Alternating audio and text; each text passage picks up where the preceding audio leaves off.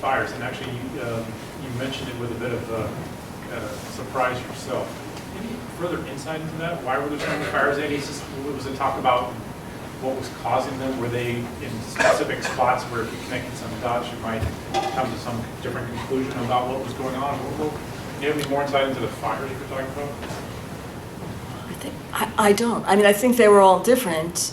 The first big one was the Res Club fire, where 4 freshmen were killed, and faculty members and graduate students. But I don't know, it's just a weird thing.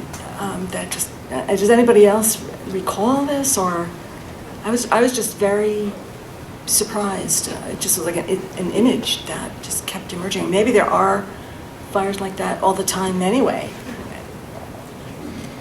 But I don't know.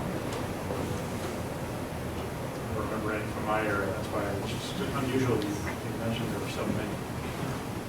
I was really shocked that I didn't know about the Res fire. I came 2 years after you, and you'd think I would have heard about that. And was I so oblivious as a freshman, or, did they really cover it up? I mean, that's really very tragic.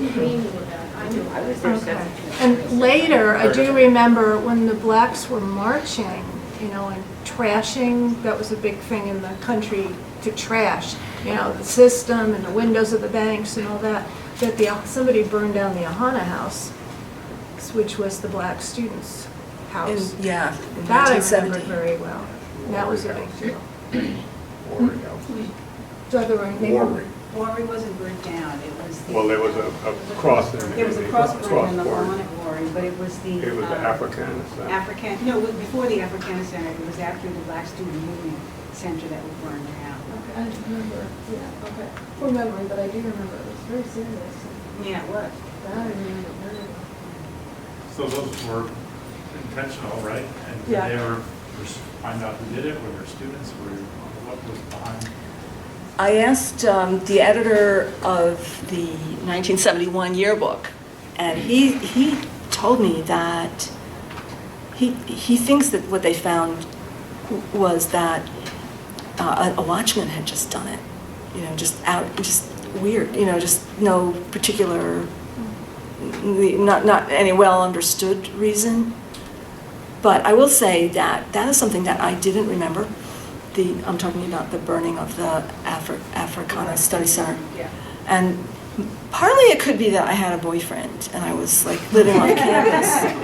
But it would insulate you a little bit. But the other thing is that I read it in the Sun and I was, oh my God, and I just felt I couldn't work for a while. I was just so horrified.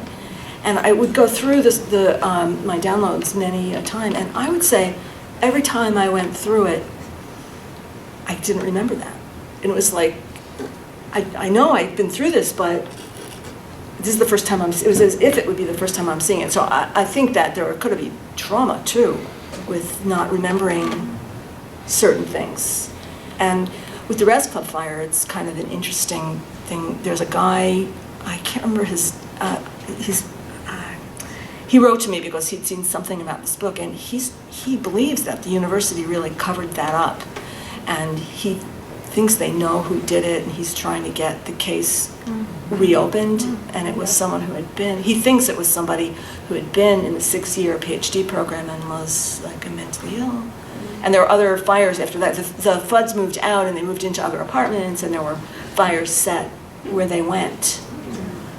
So he's trying to get it opened up with the Manhattan DA or New York, one of the courts. So.